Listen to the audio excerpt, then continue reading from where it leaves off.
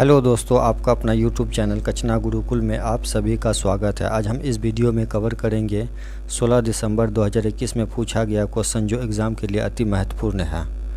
Computer based exam पूछा गया है 1 to 5 तक। चलिए आज का पहला क्वेश्चन देखते हैं। निम्नलिखित में से कौन सा कथन व्यक्तित्व के विकास की प्रक्रिया के बारे में सही है? तो यहाँ जो है विकास की प्रक्रिया में संस्कृति विविधताएं होती है, तो यह ऑप्शन सी राइट आंसर। चलिए अगला क्वेश्चन देखते हैं। निम्न में से कौन सा प्रश्न बच्चों में विवेचनात्मक चिंतन को बढ़ावा देने का उदाहरण है? तो यह जो है पता करो कि तटीय इलाके में रहने वाले लोग क्या खाते हैं व क्यों। Option A right answer.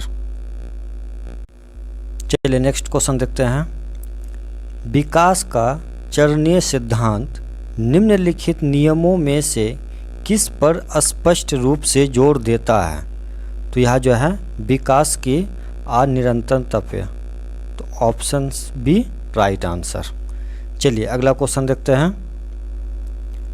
निम्न में से कौन से कारकों द्वारा विद्यालयों में बच्चों का अधिगम से जुड़ाव प्रभावित होता है?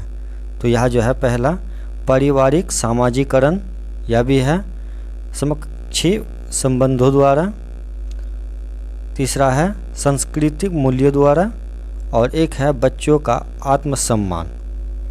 तो चारों है, तो ऑप्शन सी राइट आंसर। चलिए अगला क्वेश्चन देखते हैं। जीन पियाजे के अनुसार पूर्व संक्रियात्मक चरण में बच्चे निम्न में से क्या कर पाते हैं?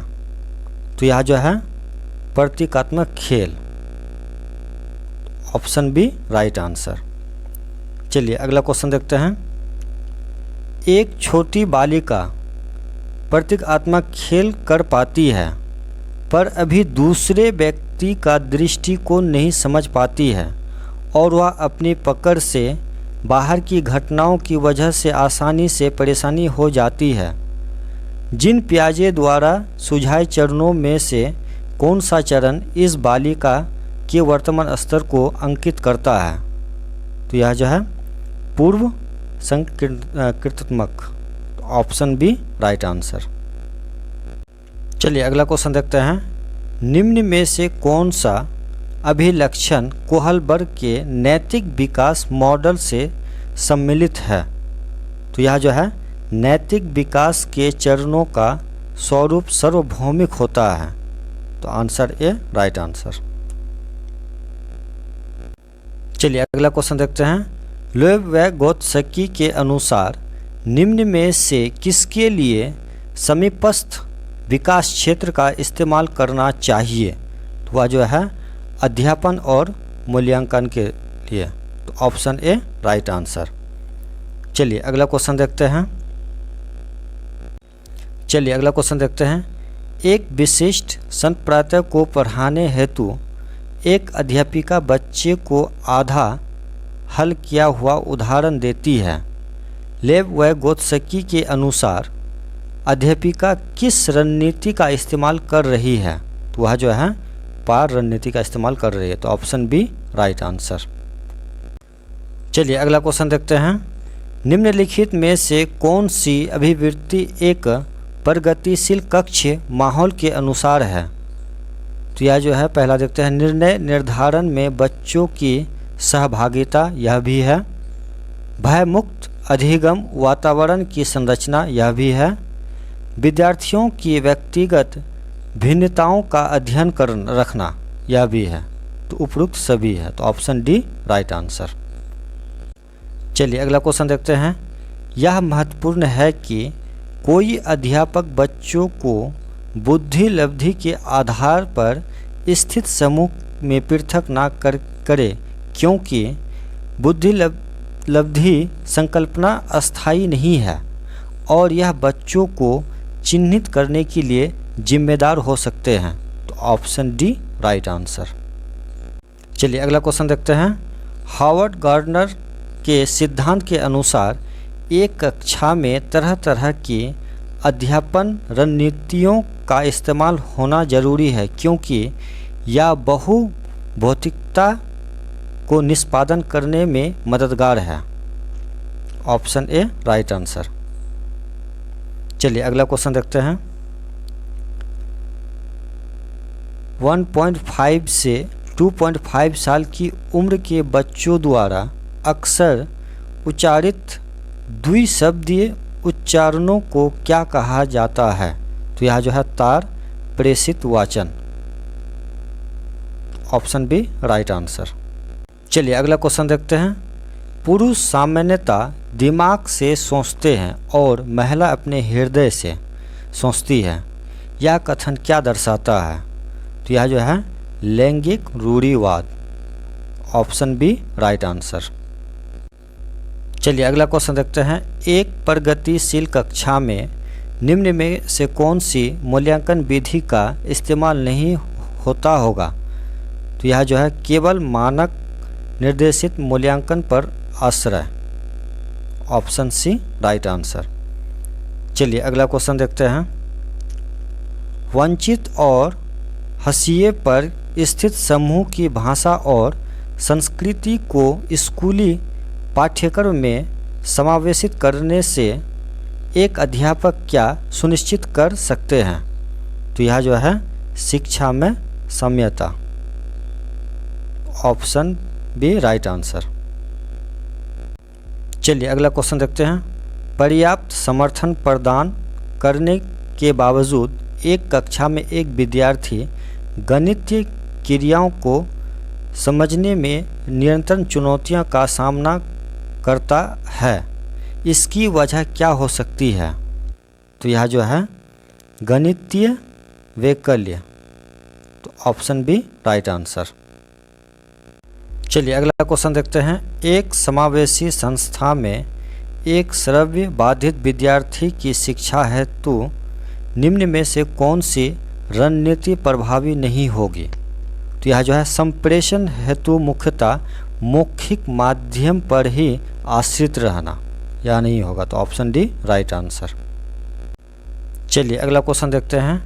निम्नलिखित में से किस कक्षीय प्रक्रिया का विश्लेषण किसी अध्यापक से वंचित समूह के प्रति गठित रूढ़ पूर्वग्रहों को उजागर कर सकता है? तो यह जो है लिंग, जाति और आर्थिक श्रेणी के आधार पर निर्धारित आसन व्यवस्था। तो ऑप्शन ए राइट आंसर। चलिए अगला क्वेश्चन देखते हैं। कक्षा में सृजनात्मक को बढ़ावा देने के लिए विद्यार्थियों को कैसे अवसर प्रदान करना चाहिए? तो यह जो है मौलिक खोज और सोच को बढ़ाने के। Option B right answer. देखते हैं। एक संरचनात्मक कक्षा में बच्चों की संज्ञानात्मक सहभागिता को किस प्रकार सुसाधित किया जा सकता है? तो पहला देखते हैं बच्चों के वार्तालाप द्वारा, यह भी किया जा सकता है। उसके बाद दूसरा देखते हैं अध्यापक के संवेगों द्वारा, यह भी किया जा सकता है।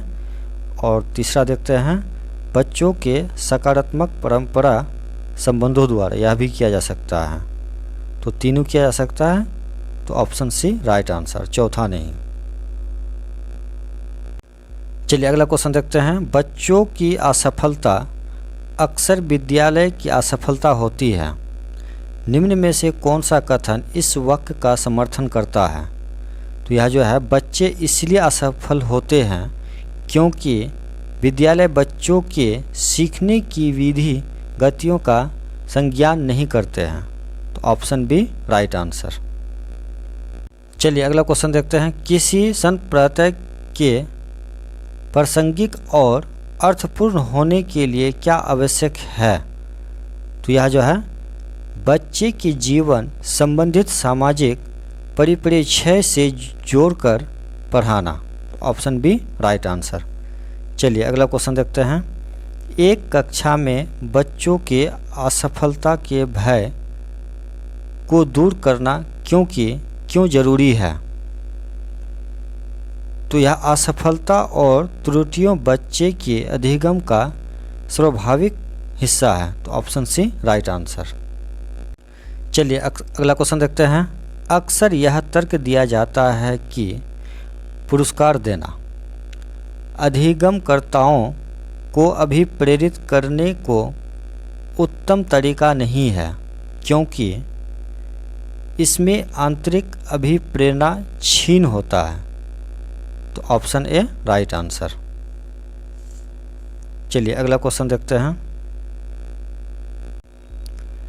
निम्न में से अभिलक्षणों का कौन सा दल उत्तम समस्या समाधानकर्ताओं को इंगित करता है? तो यह जो है सृजनात्मकता, प्रतिक्रियात्मकता, अनमता की कमी, अभिसारी चिंतन। तो ऑप्शन ए राइट आंसर। चलिए अगला क्वेश्चन देखते हैं। शिक्षिका के विद्यार्थियों की खासकर सुविधा वंचित वर्ग के सफलता एवं असफलता के बारे में विचार अक्सर उनके सीखने व अभिप्रेरणा को प्रभावित करते हैं। इस संदर्भ में निम्न में से कौन सा कथन सही है? तो यह जो है शिक्षक की अपेक्षाएं बच्चों को सिखाने को बेहद प्रभावित करती है। तो ऑप्शन ए सही है। चलिए अगला क्वेश्चन देखते हैं। शिक्षिका कक्षा में सकारात्मक रूप से सीखने का वातावरण किस प्रकार सुनिश्चित कर सकती है? तो यह जो है बच्चों के संवेग को सीखने की प्रक्रिया का हिस्सा बनाकर। तो ऑप्शन सी राइट आंसर। चलिए अगला क्वेश्चन देखते हैं। क्या एक शिक्षक को कक्षा में एक सत्ताधारी व्यक्ति के रूप में देखा जाना चाहिए जिसे कोई चुनौती ना दे सके?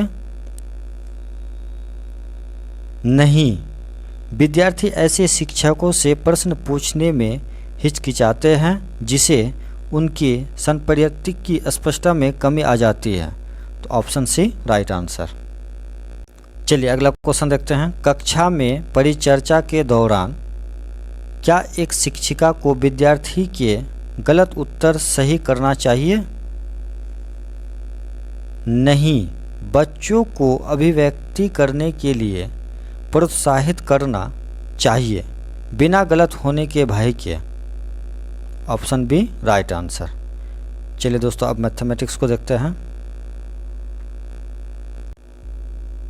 चलिए अगला क्वेश्चन देखते हैं। सिराज अपनी रसोई में सेबों को इस प्रकार व्यवस्थित करता है कि उसने पहली पंक्ति में 11 जोड़े सेब, दूसरी पंक्ति में 22 जोड़े और तीसरी पंक्ति में 33 जोड़े सेब रखे हैं।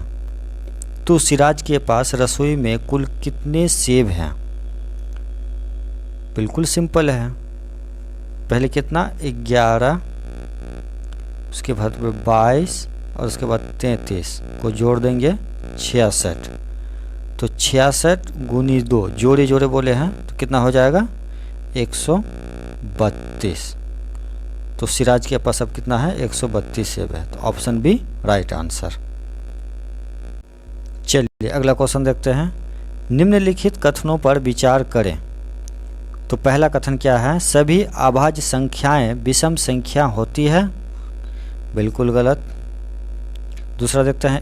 एक अंक वाली केवल 5 अभाज्य संख्याएं हैं। यह भी गलत है। तीसरा देखते हैं। अभाज्य संख्याएं अपरिमित रूप से अनेक है। यह सही है। अभाज्य संख्याओं के केवल 2 गुणनखंड होते हैं। यह भी सही है। उपरोक्त में से सही कथन 3 और 4 है। तो 3 और 4 ये है। तो ऑप्शन सी राइट आंसर। चलिए अगला क्वेश्चन देखते हैं। स्कूल की NSS इकाई ने प्रत्येक जरूरतमंद बच्चे को 3/4 किलोग्राम चीनी देने का फैसला किया। एक प्रायोजक ने से उसे इस काम के लिए 281/2 किलोग्राम चीनी मिली। कितने बच्चों को यह चीनी बांटी जा सकती है? तो पहले देखते हैं हम कि प्रत्येक ज़रूरतमंद बच्चों को जो है 3/4 4 किलोग्राम चीनी दिया है। कुल चीनी मेरे पास कितना है 281/2 किलोग्राम। अच्छा, अब कुल बच्चों की संख्या, तो कुल बच्चों की संख्या 281/2 गुना 4/3, 2 कम 2 2, तो कितना हो गया 187। Answer option A right answer. चलिए अगला क्वेश्चन देखते हैं। पूर्णांकों के संबंध में इनमें से कौन सा अथवा कौन से कथन सत्य है? कथन आ को देखते हैं। दो संख्याओं का गुणनफल सदैव संख्याओं के बराबर या उससे अधिक होता है। कथन गलत है। कथन ब को देखते हैं। दो संख्याओं का जोड़ सदैव संख्याओं के बराबर या उससे अधिक होता है। ये भी कथन गलत है। तो दोनों अ और ब असत्य कथन है। तो ऑप्शन बी राइट आंसर। चलिए अगला क्वेश्चन देखते हैं। सिंपल सा मैथ है। रिंकी के पास जिलेबी की 3 थाली है। अ थाली, ब और 100 थाली है। अ में केवल 1 जिलेबी है। ठीक है, अ में कितना है 1 जिलेबी है। उसके बाद ब में 5 जिलेबी है। ब में 5 जिलेबी है। और थाली 100 में 3 जिलेबी है। थाली 100 में 3 जिलेबी है। तो वह 3 थालियों में बराबर जिलेबी रखना चाहती है। निम्नलिखित में से कौन सा कथन सही है? तो पहला देखते हैं। थाली ब में 2 जिलेबी उठाकर थाली अ में रखना चाहिए उसको, तब बराबर हो जाएगा। तो थाली ब से 5 है तो इसमें 2 उठा के 1 में रख देगा अ में, तो यहाँ 1 था 3 हो जाएगा। तो इसमें 2 घट गया, यहाँ 3 हो गया, यहाँ भी 3 हो गया, यहाँ भी। तो ये और ये नंबर सही आंसर है। चलिए अगला क्वेश्चन देखते हैं। यदि 6 और 7 का लघुत्तम समवर्ती x y के लघुत्तम समवर्ती का आधा है और यदि x का मान 12 है तो y का मान क्या होगा? तो पहले हम 6 और 7 का एलसीएम लेते हैं। तो कितना हो गया 42। और x y का एलसीएम लेते हैं तो x गुना y, तो x गुना y बराबर 42 गुना 2। ठीक, तो x का मान कितना मेरा दिया हुआ है 12 है। तो 12 गुना y बराबर 42 गुना 2, तो y बराबर 42 गुना 2/12। ठीक है, तो यहाँ 6 कट जाएगा। उसके बाद 6 सत्ते 42, तो y का मान 7। तो ऑप्शन डी राइट आंसर। चलिए अगला क्वेश्चन देखते हैं। निम्नलिखित में से 2.9 गुना 7.49 बट्टे 11.51 का सबसे अच्छा सन्निकट कौन सा है? तो सबसे अच्छा सन्निकट जो है यह नहीं है। 7 दूना 14 नहीं है, यह 7/21 भागा 11 यह भी नहीं है। अच्छा 7/21 12 यहाँ यह है। तो ऑप्शन सी राइट आंसर। चलिए अगला क्वेश्चन देखते हैं। जया पहली कक्षा में पढ़ रही है। शिक्षिका ने उसे कुछ चित्र काट दिए। घड़ी की एक बैटरी, संतरा, आइसक्रीम कोन, मोमबत्ती, किताब और एक स्टील का गिलास।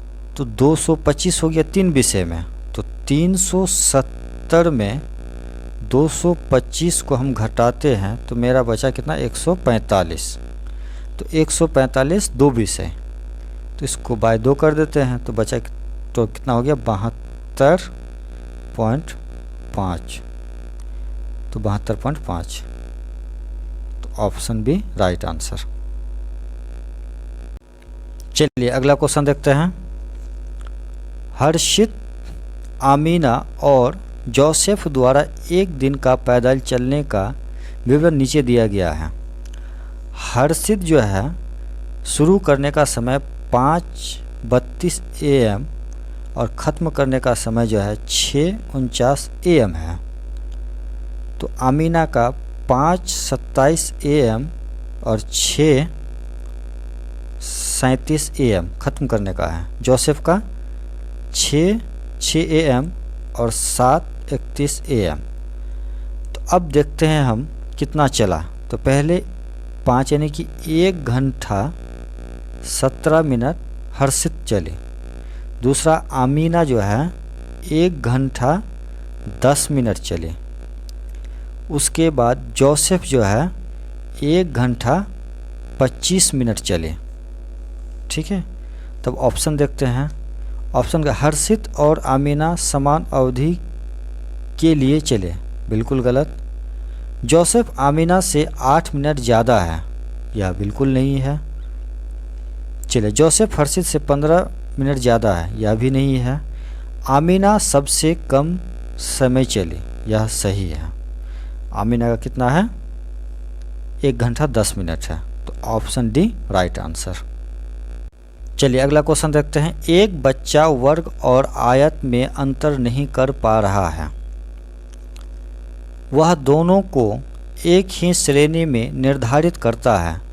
वैन हिल के ज्यामितीय तर्क के सिद्धांत के अनुसार छात्र किस चरण पर है? तो वह जो है दृश्यकरण स्तर पर है। Option D right answer. चलिए अगला क्वेश्चन देखते हैं। निम्न में से कौन सा कर्म प्राकृतिक संख्याओं की योग सिखाने की शुरुआत के लिए उपयुक्त होगा? तो पहला देखते हैं, प्रासंगिक परिस्थिति के स्थिति के द्वारा एक अनुभव प्रदान करना, यह सही है। दूसरा देखते हैं, स्थितियों को चिन्हों से प्रदर्शित करना, यह भी है। उसके बाद स्थिति को मौखिक रूप से समझाना, यह लास्ट में होगा। चित्रों के माध्यम से स्थितियों को निरूपित करना, यानी कि 1 पहले होगा, उसके बाद 2, उसके बाद 4, उसके बाद 3। तो यह जो है 1 2 4 3, तो ऑप्शन बी राइट आंसर। चलिए अगला क्वेश्चन देखते हैं। राष्ट्रीय पाठ्यचर्या की रूपरेखा 2005 के अनुसार कौन सा आधार उत्कृष्ट गणितीय शिक्षा के दृष्टिकोण को प्रदर्शित करता है? तो यह जो है सभी विद्यार्थी गणित सीख सके और सभी विद्यार्थियों को गणित सिखाने की ज़रूरत है। तो ऑप्शन सी राइट आंसर, यह जरूरी है। चलिए अगला क्वेश्चन देखते हैं। एक शिक्षिका ने अपने छात्रों को गणित की पत्रिका बनाने के लिए कहा और उसमें उन्हें उनके द्वारा दैनिक जीवन में प्रयुक्त की गई गणित की स्थितियों को लिखने के लिए कहा। उसका उद्देश्य है कि छात्रों की सहायता करना कि वे कक्षा के गणित का शहरी दुनिया में प्रयुक्त होने वाले गणित के संबंध स्थापित कर सकें, या इसका यही उद्देश्य है। तो ऑप्शन सी राइट आंसर। चलिए अगला क्वेश्चन देखते हैं। गणित केवल अंक गणित नहीं है। निम्नलिखित में से कौन सा कथन दिए गए संदर्भ में सबसे उपयुक्त है? तो यह जो है गणितीय पाठ्यचर्या में गणित के क्षेत्र जैसे आकार, दिक्स्थान, संबंधित समझ, मापन, आंकड़ों का प्रबंधन को आवश्यक रूप से स्थान दिया जाए। तो यही है उपयुक्त। Option D right answer. चलिए अगला क्वेश्चन देखते हैं। निम्नलिखित में से डिन्स ब्लॉक का प्रयोग करके किन अवधारणाओं को नहीं पढ़ाया जा सकता है? तो यह जो है प्रयोक्ता को। ऑप्शन बी राइट आंसर, इसको पढ़ाया नहीं जा सकता है। चलिए अगला क्वेश्चन देखते हैं। एक छात्र को जब 6065 को संख्या के रूप में लिखने के लिए कहा गया तो उसने इसको 665 लिखा। इस प्रकार की त्रुटि हुई क्यों? क्योंकि छात्र ने स्थानीय मान की अवधारणा को नहीं समझा, इसीलिए उससे गलती होगी। तो ऑप्शन डी राइट आंसर। चलिए अगला क्वेश्चन देखते हैं। योग की एक समस्या 234 + 42 को हल करते हुए एक विद्यार्थी ने जोर से कहा, यदि वह 40 होता तो उत्तर 244, 254, 264, 274 होता, परंतु यह 42 है, इसलिए यह 274 + 2 = 276 होगा। इसलिए 234 + 42 हुआ 276।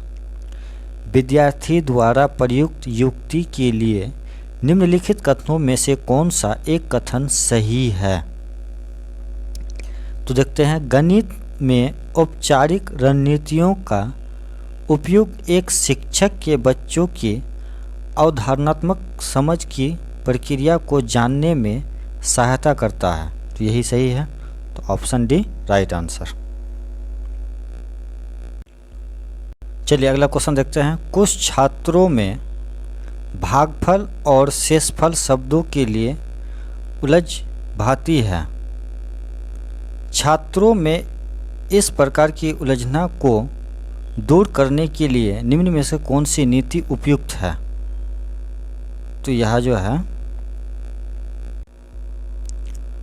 मूर्त पदार्थों का प्रयोग किए जाए और छात्रों को कहा जाए कि वे इनसे भिन्न प्रकार के समूह बनाएं और समूह की संख्या और समूह के बाहर की वस्तुओं का निरीक्षण करें। तो यही सही होगा। तो ऑप्शन सी राइट आंसर। चलिए अगला क्वेश्चन देखते हैं। निम्न में से क्या योगात्मक मूल्यांकन की विशेषता नहीं है? तो यह जो है, यह छात्रों के सामर्थ्य और कमजोरियों का निदान करने पर केंद्रित है, यह नहीं है विशेषता। तो ऑप्शन सी राइट आंसर हो गया। चलिए अगला क्वेश्चन देखते हैं। निम्नलिखित में से कौन सा गणित पढ़ाने का सर्वाधिक वांछनीय गुण है? तो यह जो है, अर्थपूर्ण और चुनौतीपूर्ण प्रश्नों का निर्माण करना और उनको छात्रों के सामने रखना, यही जो है सर्वाधिक वांछनीय गुण है। तो ऑप्शन बी राइट आंसर। चलिए अगला क्वेश्चन देखते हैं। गुणन की अवधारणा का परिचय देते हुए सुश्री नीतू कक्षा 2 की अध्यापिक में शाब्दिक समस्या से प्रारंभ किया, जैसे कि एक परिवार में के 4 सदस्य हैं और यदि प्रत्येक सदस्य को दोपहर के खाने में 3 रोटी की आवश्यकता है तो कुल कितनी रोटियों की आवश्यकता होगी? अवधारणा के परिचय के लिए इस प्रकार के शाब्दिक समस्याओं का क्या उद्देश्य है?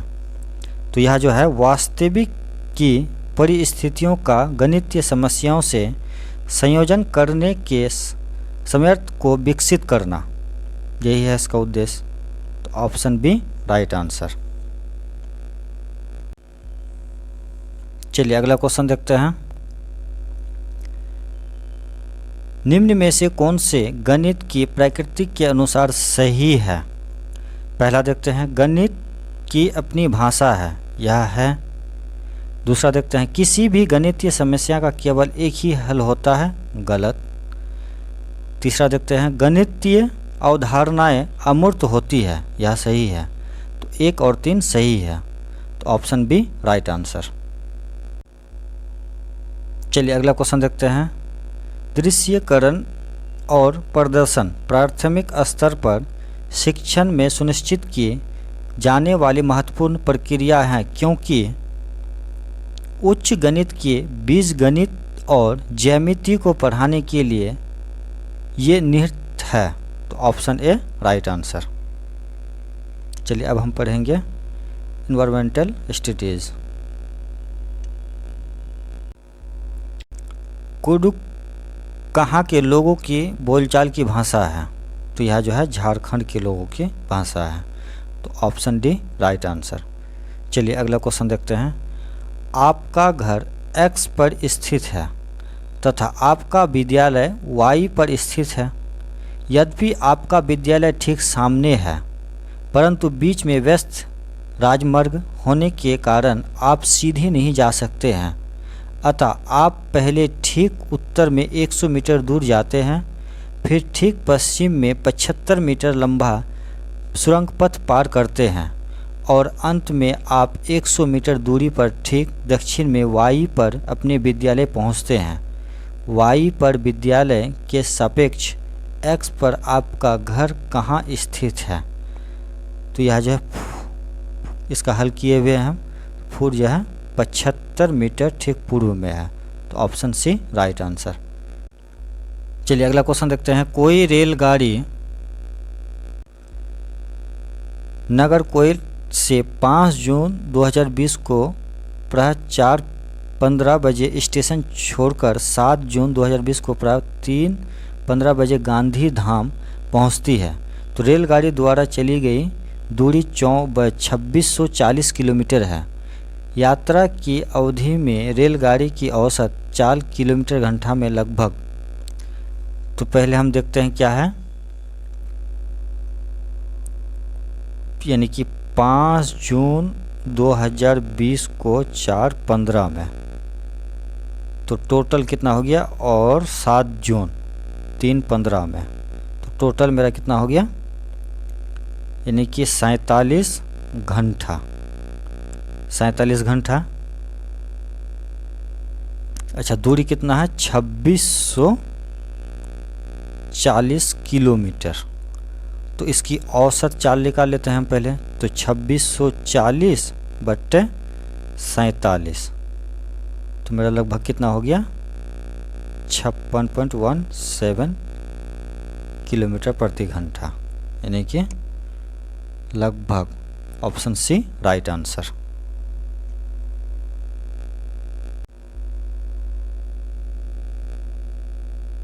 चलिए अगला क्वेश्चन देखते हैं।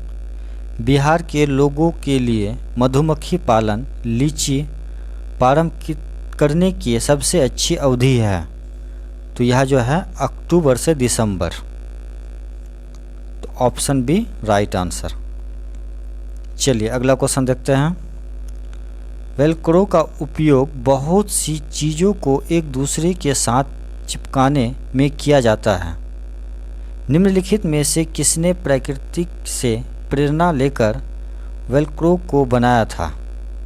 तो यह जो है जॉर्ज मेस्ट्रॉल ने बनाया था। तो ऑप्शन सी राइट आंसर। चलिए अगला क्वेश्चन देखते हैं। निम्नलिखित में से कौन भारत का संघ शासित प्रदेश है? तो यह जो है जम्मू और कश्मीर। तो option C right answer. Option D right answer. चलिए अगला क्वेश्चन देखते हैं। हमारे देश के नीचे दिए गए राज्यों में से किस में एल्युमिनियम की खान है? तो यह जो है ओडिशा में है। तो ऑप्शन ए राइट आंसर। चलिए अगला क्वेश्चन देखते हैं। ब्रेल लिपि में मोटे अनाज पर उभरे हुए बिंदु बने होते हैं। यह लिपि आधारित होती है 6 बिंदुओं पर। तो ऑप्शन बी राइट आंसर। चलिए अगला क्वेश्चन देखते हैं। प्याज की फसल उगाने के लिए कई तरह के कार्य करने होते हैं। नीचे दिए गए चरणों पर विचार कीजिए और यह विकल्प चुनिए जिनमें इन चरणों को सही क्रम में दिया गया है। सही क्रम पहचान करना है। तो पहले हम देखते हैं मृदा को खोदकर नरम बनाना। ये तो पहला हो गया। तो पहला जो है एक है। उसके बाद दूसरा क्या करते हैं हम, बीज बोते हैं। 3 हो गया। उसके बाद क्या करते हैं, खरपतवार हटाना। 4 हो गया। उसके बाद प्याज को उखाड़ कर निकालना 5 हो गया। उसके बाद 2 का प्याज के ऊपर सूखी पत्तियों को काटना लास्ट हो गया। तो ये हो गया ऑप्शन ए राइट आंसर। चलिए अगला क्वेश्चन देखते हैं। हमारे देश में एक स्थान है जिसे ठंडा रेगिस्तान कहते हैं। यह क्षेत्र ऊंचा, सूखा और समतल है। यह क्षेत्र स्थित है शिलांग, मेघालय में। तो ऑप्शन ए राइट आंसर। चलिए अगला क्वेश्चन देखते हैं। नीचे दिए गए फलों और सब्जियों में से उन्हें चुनिए जिनमें भीतर बीज होते हैं। तो यह जो है केरला, खीरा, चीकू, भिंडी, नाशपाती, टमाटर। तो ऑप्शन सी राइट आंसर। चलिए अगला क्वेश्चन देखते हैं। नीचे दिया गया कौन सा जंतु भालू जैसा दिखता है परंतु भालू नहीं है? यह दिन के लगभग 17 घंटे वृक्षों की शाखाओं से उल्टे लटककर सोकर बिताता है और उसी वृक्ष की पत्तियों को खाता है। इस जंतु को औसत आयु 40 वर्ष है तथा अपने पूरे जीवन में यह मुश्किल से 8 वृक्षों पर ही घूम पाता है। तो यह जो है स्लॉथ जीव है, जंतु है। तो ऑप्शन डी राइट आंसर। चलिए अगला क्वेश्चन देखते हैं। कॉलम 1 में दिया गया स्थानों के नाम के साथ कॉलम 2 में दिए गए उन स्थानों में के अधिकांश गांवों के सामान्य घरों के सही विवरण से मिलान कीजिए। तो पहला जो है असम। असम जो है बांस के खंभों पर बने ऊंचे ऊंचे घर, यह ठीक है। उसके बाद लद्दाख। लद्दाख जो है ये पत्थर लकड़ी से बने ढालू वाले घर। उसके बाद मनाली, हिमाचल प्रदेश। यह जो है पत्थर के बने घर, लकड़ी फर्श और लकड़ी में चपटी छत है। अच्छा, राजस्थान। राजस्थान में जो है मिट्टी के घर, कंटीली झाड़ियाँ से बनी छत। तो इसका सही आंसर हो गया आपका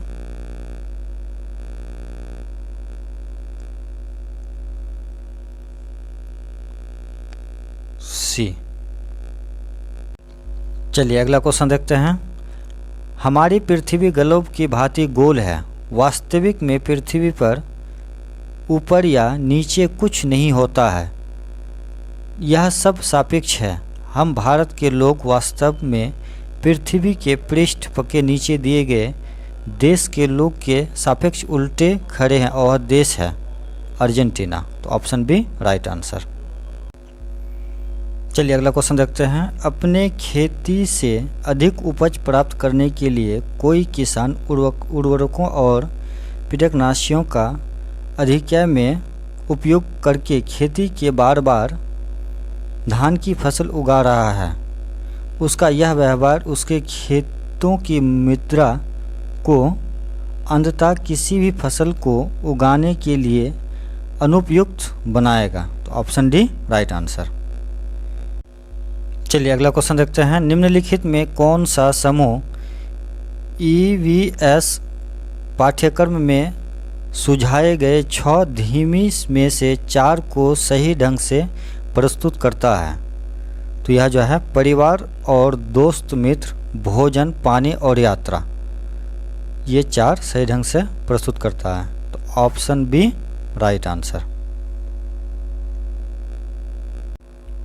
चलिए अगला क्वेश्चन देखते हैं। शिक्षार्थी के पोर्टफोलियो बनाने के लिए सबसे अच्छी तरीके क्या हैं? तो यह जो है एक विशिष्ट कारण के आधार पर पोर्टफोलियो में शामिल किया जाने वाले काम का चयन करना, यह है। तो एक सही है। एक शिक्षार्थी में के काम की सभी वस्तुओं का चयन करना, यह नहीं है। शिक्षार्थी से अपने काम का चयन और उनको अपने पोर्टफोलियो में शामिल करवाना, यह है चौथा। एक समय अवधि में शिक्षार्थियों के कामों के विभिन्न स्तरों को इकट्ठा करना। 4, ऑप्शन डी राइट आंसर। चलिए अगला क्वेश्चन देखते हैं। NCF 2005 के अनुसार निम्नलिखित में कौन सा EVS के पाठ्यक्रम के बारे में सही है? तो EVS का पाठ्यक्रम विज्ञान, सामाजिक विज्ञान और पर्यावरण शिक्षा का एकीकरण है। यह सही है, तो ऑप्शन डी राइट आंसर। चलिए अगला क्वेश्चन देखते हैं। एक EVS शिक्षक अपने शिक्षार्थियों को पड़ोस में इस्तेमाल होने वाले विभिन्न ईंधनों पर एक सर्वेक्षण करने को कहता है। इस सर्वेक्षण के संचालन के दौरान निम्नलिखित में कौन सी प्रक्रिया कौशल विकसित की जा सकती है? तो यह जो है रिकॉर्डिंग और सुनने की कौशल, तो ऑप्शन सी राइट आंसर। चलिए अगला क्वेश्चन देखते हैं। सीखने के लिए निरंतर आकलन के आवश्यकता तत्व क्या है? तो पहला है क्या, इसका उपयोग बच्चे के बारे में फैसला सुनाने के लिए लिया जाता है। तो यह नहीं है।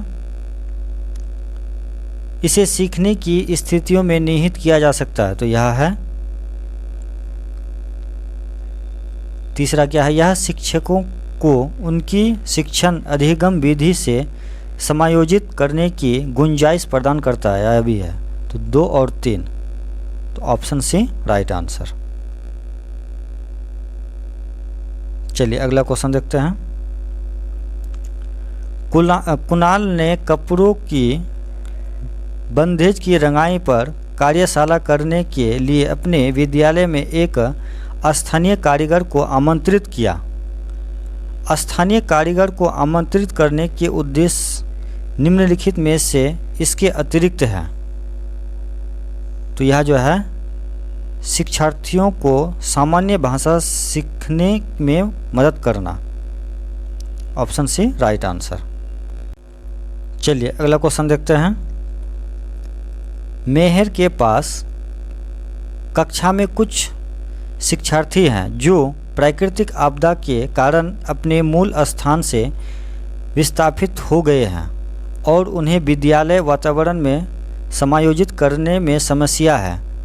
एक EVS शिक्षक के रूप में आप क्या उन्हें अन्य शिक्षार्थियों के साथ बातचीत करने में मदद करेंगे और उनकी कहानियों को भी साझा करेंगे? यह सही है, तो ऑप्शन डी राइट आंसर। चलिए अगला क्वेश्चन देखते हैं। समुदाय संसाधन के रूप उपयोग करने का औचित्य है। तो यह जो है समुदाय अपने बच्चों के सीखने में हिस्सेदारी है और इनमें उन्हें शामिल होने की ज़रूरत है। तो ऑप्शन सी राइट आंसर। चलिए अगला क्वेश्चन देखते हैं। आरोही ने अपने शिक्षार्थियों को अपनी कक्षा का मानचित्र खींचने को कहा। यह क्रियाकलाप विकास करने में सहायक होगा। तो यह जो है अभिविन्यास और सापेक्ष स्थिति को समझ। तो ऑप्शन सी राइट आंसर। चलिए अगला क्वेश्चन देखते हैं। निम्नलिखित में से क्या पाठ्य चर्चा के विकास के लिए मार्गदर्शक सिद्धांत नहीं है? तो परीक्षा को आसान बनाना, यह मार्गदर्शक सिद्धांत नहीं है। तो ऑप्शन सी राइट आंसर। चलिए अगला क्वेश्चन देखते हैं। EVS में शिक्षार्थियों के आकलन करते समय बचना होगा। आकलन करते समय तकनीकी भाषा के उपयोग करने से इससे बचना होगा। तो ऑप्शन डी राइट आंसर। चलिए अगला क्वेश्चन देखते हैं। भूषण अपनी कक्षा 2 की भाषा की कक्षा में थीम यात्रा को एकीकृत करना चाहते हैं। आप किस संसाधन का सुझाव देंगे जो कक्षा में संपादन के लिए सबसे उपयुक्त है? तो यह जो है बच्चों के यातायात पर अपने अनुभव। तो ऑप्शन डी राइट आंसर। चलिए अगला क्वेश्चन देखते हैं। EVS कक्षा में शिक्षार्थी पड़ोस में एक भिखारी लड़के के बारे अपने अवलोकन को साझा करती है और जानना चाहती है कि उसके माता पिता उसे स्कूल क्यों नहीं भेजते हैं। एक शिक्षक ने के रूप में अपने आप शिक्षार्थी को कैसे जवाब देंगे? तो उसके अवलोकन की सराहना करेंगे और पूरी कक्षा में इस पर चर्चा करेंगे। तो ऑप्शन डी राइट आंसर। चलिए अगला क्वेश्चन देखते हैं। खेल और पहेलियों ईवीएस के शिक्षण और अधिगम के महत्वपूर्ण हिस्से हैं क्योंकि वे शिक्षार्थियों को अपने आप पैटर्न खोजने को देते हैं। Option C right answer. चलिए दोस्तों, अब क्या है? लैंग्वेज हिंदी है। तो इन निर्देश को आप लोग पढ़ लीजिएगा, हम पढ़ चुके हैं। सिर्फ क्वेश्चन की ओर देखते हैं। चलिए, अलाव को लोक की सामूहिक चेतना का प्रतीक क्यों कहा गया? क्योंकि इसके चारों तरफ समूह में बैठने का नियम है, इसीलिए कहा गया प्रतीक। तो ऑप्शन बी राइट आंसर। चलिए अगला क्वेश्चन देखते हैं। अलाव स्मृति की चीज़ क्यों बनता जा रहा है? क्योंकि शहर के प्रभाव ने गांव की जीवन शैली बदल दी। तो ऑप्शन ए राइट आंसर। चलिए अगला क्वेश्चन देखते हैं। ऐसे में चौपाल पर अलाव के इर्द गिर्द बैठकर इकहरे मन से बातें भला किसे रुचिए? इकहरे मन से की जाने वाली बातों का क्या स्वरूप होगा? तो सीधी व स्पष्ट बात करना। Option B right answer. चलिए अगला क्वेश्चन देखते हैं। वह अब सहरता जा रहा है। लेखक ने काले शब्द को किस भाव के लिए लिखा है? तो यह जो है सामूहिकता समाप्त होने का भाव। तो ऑप्शन बी राइट आंसर। चलिए अगला क्वेश्चन देखते हैं। गद्यांश के अनुसार कौन सा व्यवहार शहरीपन की ओर संकेत करता है? तो यह जो है अपनेपन का भाव कम होना। तो ऑप्शन सी राइट आंसर। चलिए अगला क्वेश्चन देखते हैं। नेह छो का अर्थ क्या है? तो यह जो है स्नेह। Option B right answer. चलिए अगला क्वेश्चन देखते हैं। दुमुहापन से तात्पर्य है? तो यह जो है कभी कुछ तो कभी कुछ कहना। Option C right answer. चलिए अगला क्वेश्चन देखते हैं। लोका अनुग्रही का संधि विच्छेद है? तो यह जो है लोक अनुग्रही। तो ऑप्शन ए राइट आंसर। चलिए अगला क्वेश्चन देखते हैं। अपनत में मूल शब्द है? तो यह जो है अपना। तो ऑप्शन डी राइट आंसर। चलिए निर्देश 100 से 105 के नीचे हम पढ़ चुके हैं, आप लोग एक बार पढ़ लीजिएगा। चलिए डायरेक्ट क्वेश्चन पे चलते हैं। चलिए, कवि ने सूरज के लिए किस उपमान का प्रयोग किया?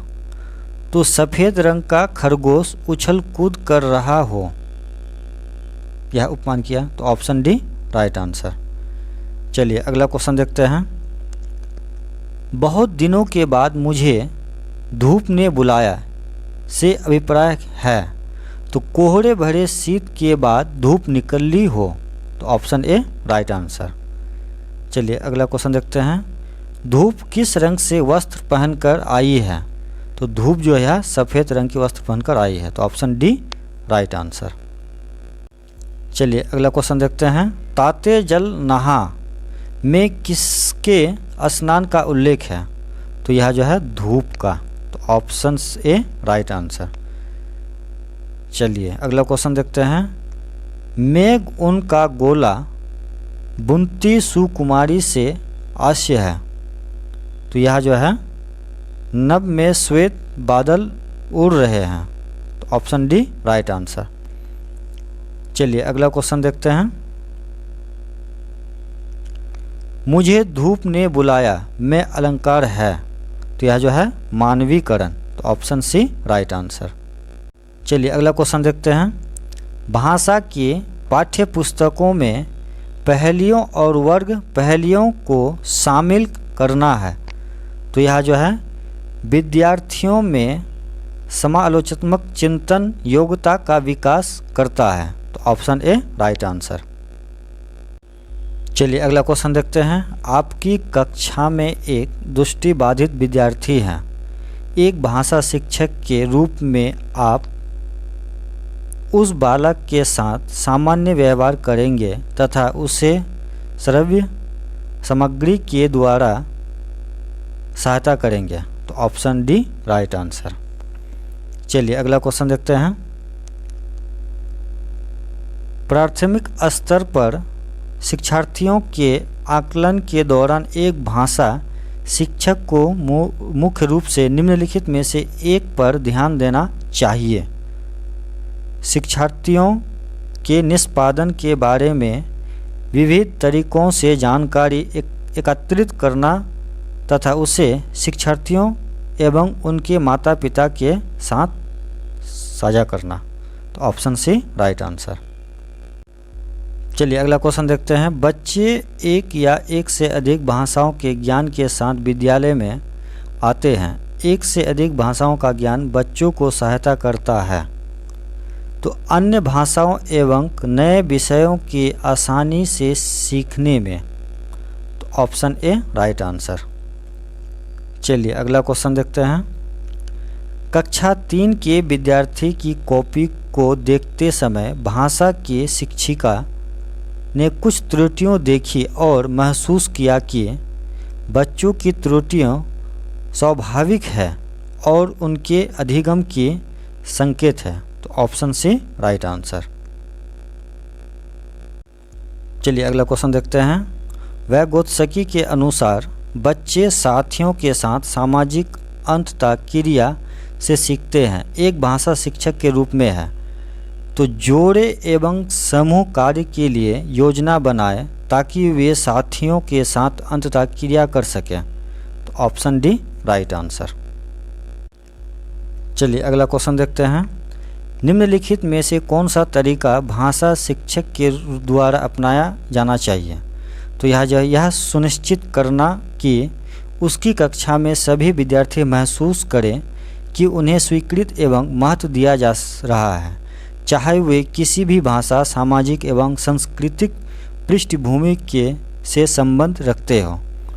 तो ऑप्शन सी राइट आंसर। चलिए अगला क्वेश्चन देखते हैं। भारतीय कक्षाएं बहुभाषी कक्षाएं होती हैं। बहुभाषिकता के इस संदर्भ को ध्यान में रखते हुए प्राथमिक स्तर पर बहुभाषी कक्षा के बारे में निम्नलिखित में से कौन सा एक सर्वाधिक उपयुक्त है। तो यह जो है शिक्षक शिक्षार्थियों को उनकी स्वयं की भाषा में संप्रेषण करने एवं अभिव्यक्ति हेतु प्रोत्साहित करे तथा उनके विचारों को सम्मान दे।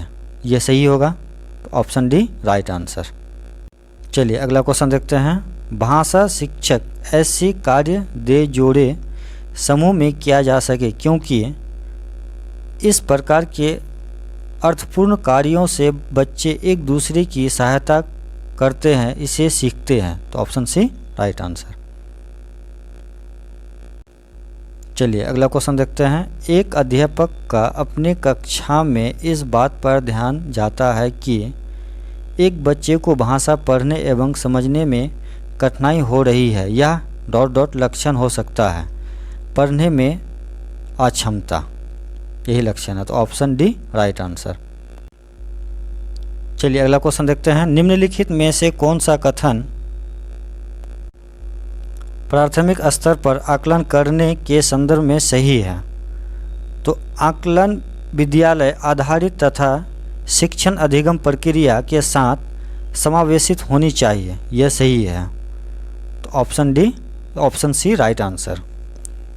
चलिए अगला क्वेश्चन देखते हैं। निम्नलिखित में से आप किससे भाषा की कक्षा हेतु प्रमाणिक सामग्री के रूप में स्वीकार करते हैं। तो यह जो है पाठ्य पुस्तक में स्वीकार करते हैं। तो ऑप्शन ए राइट आंसर। चलिए अगला क्वेश्चन देखते हैं। कक्षा 5 की एक शिक्षिका अपने विद्यार्थियों से कहती है कि आप इस सत्र में किए गए अपने काम जैसे अपनी ड्राइंग, कविताएं, कहानियाँ, वर्कशीट और अन्य सामग्री एक विशिष्ट फोल्डर में रखें। विद्यार्थियों के इस फोल्डर को डॉट डॉट कहा जाता है, तो यह जो है पोर्टफोलियो फोल्डर कहा जाता है। तो ऑप्शन सी राइट आंसर। चलिए अगला क्वेश्चन देखते हैं। आप विश्वास करते हैं कि मानव भाषा अर्जित करने की क्षमता के साथ ही जन्म लेते हैं। आपका विश्वास निम्नलिखित में से किस धारणा या सिद्धांत से मेल खाता है? तो यह जो है सहज ज्ञानवाद। तो ऑप्शन बी राइट आंसर। चलिए आज मेरा 120 क्वेश्चन पूरा हो गया।